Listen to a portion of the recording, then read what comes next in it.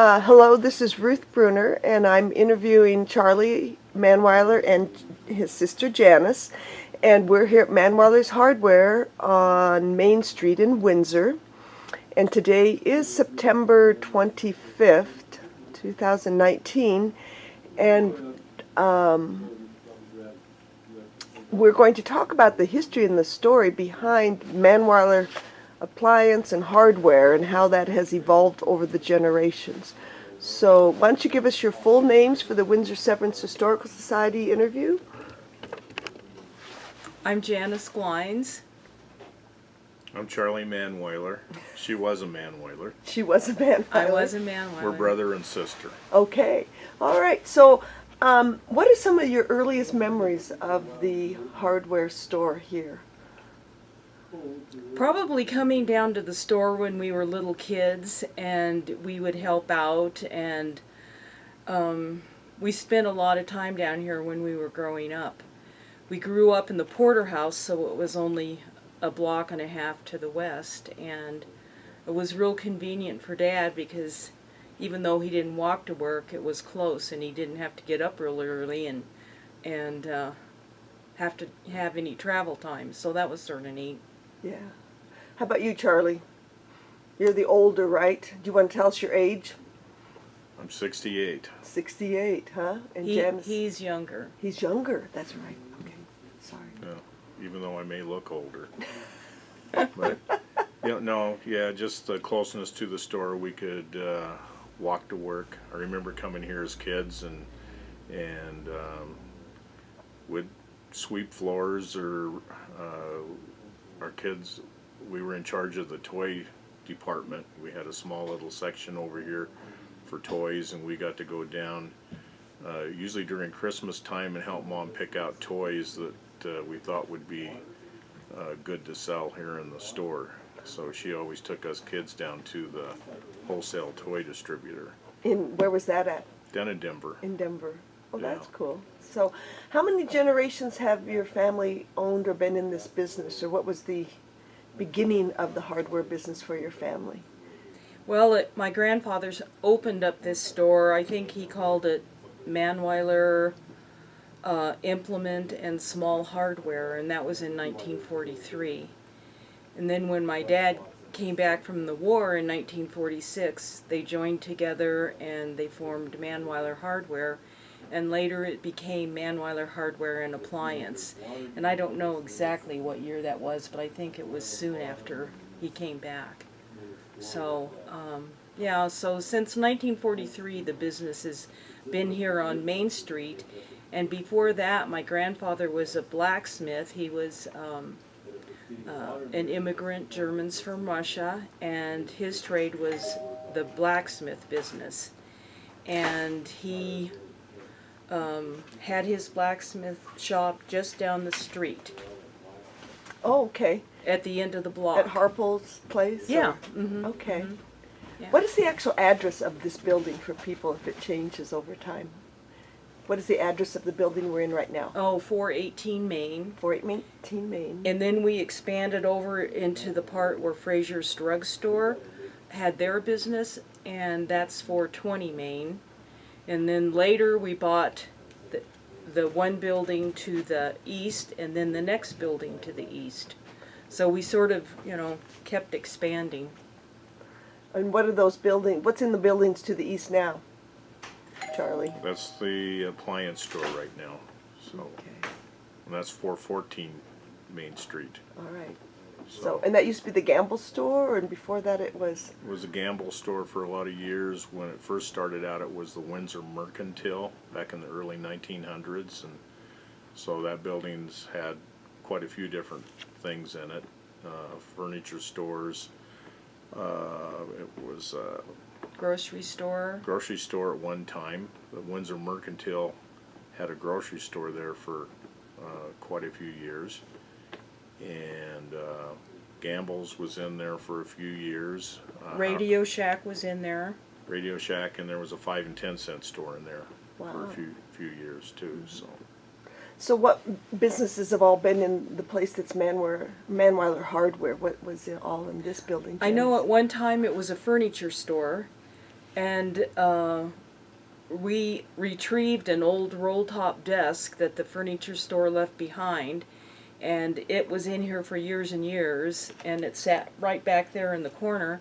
And then I can't remember if we moved it up front or not, but then we changed some of the shelving and stuff, and Heather had that roll-top desk refinished, and now it's down in her area in the house, and so, you know, that brings back a lot of memories. And then I know there was a liquor store in here at one time. There was a hotel upstairs. The hotel was created because the depot was right behind our store, and when people would get off the train, they would come around and they would go up the stairs, and there's a little window upstairs that opened up, and that was the registration point for upstairs, and people would check in, and it was divided up into a lot of little rooms. Now it's 6 apartments. 6 apartments. Mhm. Wow. Yeah. Okay. So you've seen a lot of changes in Windsor. How has the hardware business for you changed? Well, it used to be when we were kids, it was more farm oriented. So we used to go to Denver all the time and get Planet Junior tools, cultivator tools, irrigation tools, dam material, and things more related to the farm. And then as the farms kept disappearing, we went into more home improvement and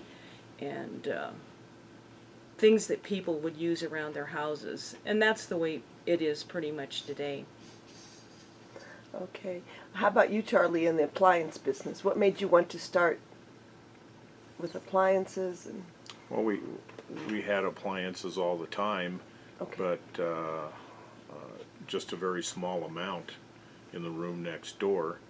And then as the town started to grow back in the 70s after Kodak came to town, and we went from 1,500 population up to about 7,500, then appliances became a little more and more all the time just because of the population growth. So we expanded our appliance department when we bought the building next door, and we got a little more serious about appliances at that time. And now with the population growing like it has here lately, where we're up to 30,000, we're just busier than all get out with appliances. Every day we've got 2 or 3 delivery crews, and everything's just kind of booming right now with appliances. All right. So what do you remember about your grandfather and your parents and the way they ran the business, and how, books were kept, how orders were made, how that has evolved, or stories that... Well, that was all, just hand done. We weren't nearly as busy back then as we are now, and Mom, we still write out all of our invoices, but they do go into the computer, and we generate our statements from that and different bookkeeping. So that's completely changed.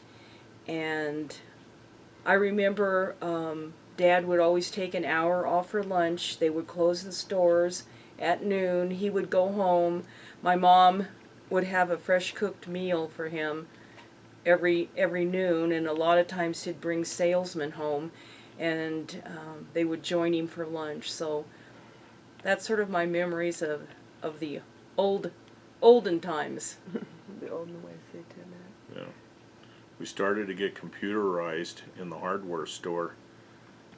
My younger sister married a fella, his name was Jay Cruz, and he was a computer geek type thing. And so he built the first computer that our store had back in the 70s. Had an old Winchester drive in it, a DOS system, and just to put accounts on. But I remember that was the very first computer that the store had. So there was 3 siblings. Mary is your youngest, is that right? Carol Carol. is the youngest. Okay. She had a PhD in microbiology and spent a lot of her time in California doing research and also down in Denver. But she passed away in 2015. So what do you think is the secret to the Manweiler family's success? Just putting in a lot of hard work and a lot of hours and adapting to the changing Yeah. town as it's been growing, you know, so you just kind of, you expand where you need to and cut back sometimes when you need to, and I don't know, I think trying to keep it small, kind of hometown atmosphere, offer people service, and because we've been around so long, we kind of think we know what we're doing, and so when people come in, we're able to help them out and show them what they need and guide them into making the right purchases. I'm talking more about the appliances now, but we try to carry the things that people have wanted over the years and adapted from back when we were younger to farm implements into and kind of getting a little bit away from that now into more of an urban town type atmosphere in the hardware store. So How many, hardware stores are 4 generations or now 5 generations with your daughter, Heather, that just walked by? She's the 4th generation. Her daughter is the 5th. Her daughter, Abby, is the 5th. Uh-huh. Okay. So how many hardware stores exist like that in Colorado that are 4 or 5 generations? Someone was telling me the other day that usually farms last for 3 generations, and after that, the kids don't want to take on the responsibility of doing that. So I feel that we're fortunate that we have the 4 generations, because Charlie works with his daughter and son, and I work with my daughter and son-in-law, so we all get along, and we enjoy being down here and working with the customers, and it's actually fun for us. I'm glad I don't have to drive to Denver every day and back. and I think that's the key, enjoying what you do and having fun, along the way. You never take yourself too serious, but you always enjoy treating your customers like they're your family. And they are our friends. We consider our customers our friends because we see a lot of them, multiple times during the week, or maybe not that often for some of them, but you get to know them, and that's the fun part. Well, I do know that Manweiler Hardware and Appliances is my first go-to place because you always have so much knowledge about what I need to do to repair something, if it's at the cabin or in the, a place. So how did you gain that knowledge? Did you do any technical training at all, or just? Learned by doing. I used to help Charlie deliver appliances all the time, and we installed hot water heaters, and he'd tell me, go get these tools and those, and so the plumbing was the hardest for me to learn at the very beginning because the sizes were different and there's so many different little pieces and stuff, but you just keep learning, as you've been here, and for me it's full-time, been here for 46 years now. 46 years. Mm-hmm. Wow. How about you, Charlie? What's your educational story? Oh, you kind of learn as you go along. In appliance repair, it's kind of a hands-on thing, and they offer classes that you take, and to keep you up on the new appliances that come out. Yeah, Janice and I used to go out on deliveries. She started getting a little old, so we had to retire her. So I said, you can take over the hardware side of the business, and I'll do the heavy lifting on the other side. Okay. which is fine with me. I remember, Charlie, I used to have a Gibson dryer, and that came with the house, first house we bought. And I would just put the phone up to it, and you could diagnose what was wrong with it over the phone. You remember that? Oh yeah, you can.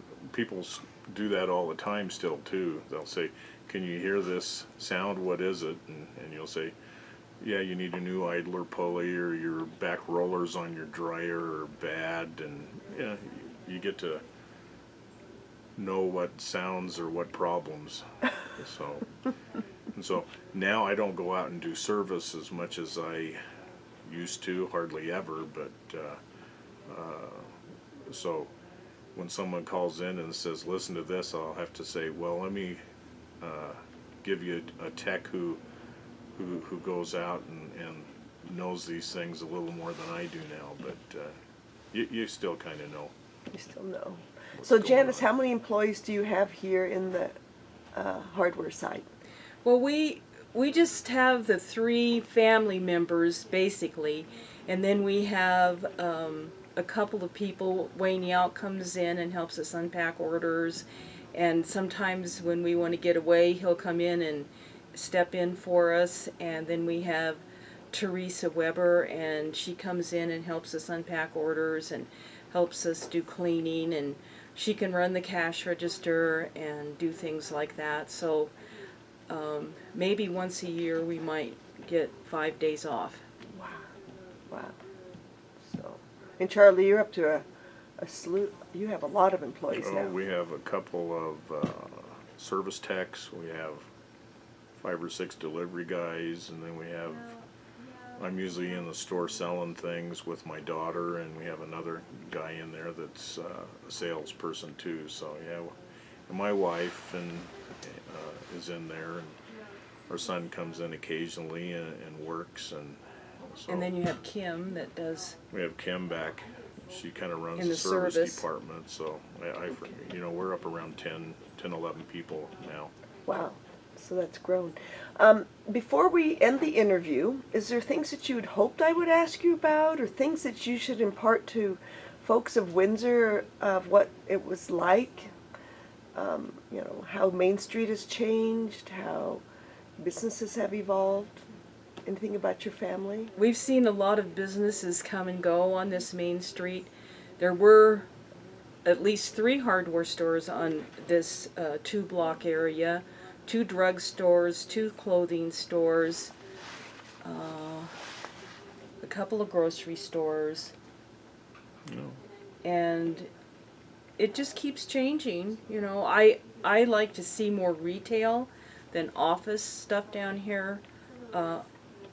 It brings more people downtown. But yeah, it's changed a lot. The pace is faster than it used to be. It's hard to park on Main Street, and we do appreciate our customers who park on the side streets or come to the back of the store and park, because they're afraid to park on Main Street because of the traffic that's constantly whizzing by. So Well, I keep thinking back to my folks would probably never believe how much Windsor has grown since they've been gone, and they've both been gone now, 20, 30 years, so they probably wouldn't believe how big Windsor is now. And someday, long after we're both gone, we'll probably look down and say, wow, I can't believe how much it's grown since we've been gone. So it just keeps on going. So yeah. Well, thank you very much, Charlie and Janice, for your insights and your stories, and perhaps we'll take a little look around the hardware store with the camera after this, okay? It's been here ever since the store has been here. In fact, it was purchased with the building, and I think the patent number on it is 1918, if I remember. But every year we have it inspected.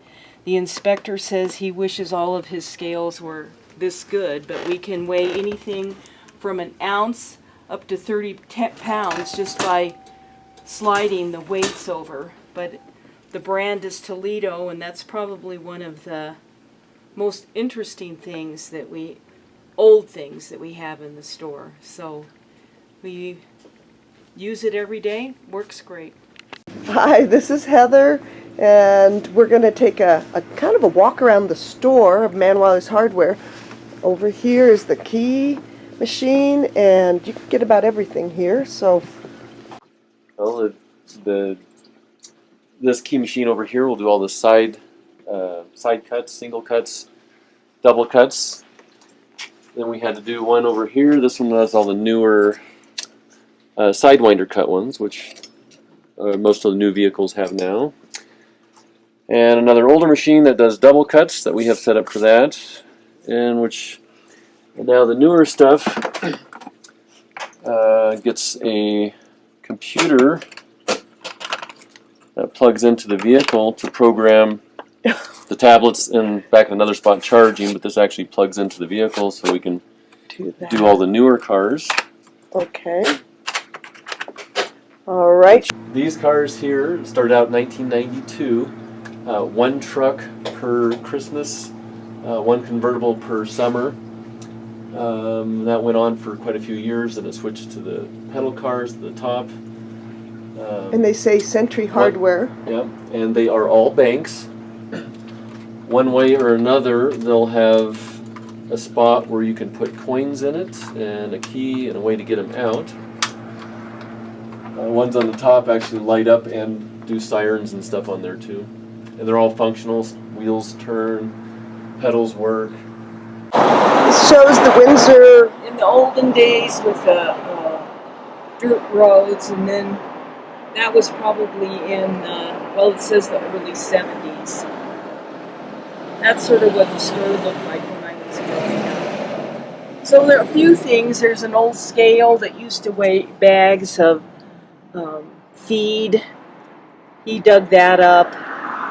He found we used to have all of the, I think they called it knob and tube on the electricity, so that was really interesting.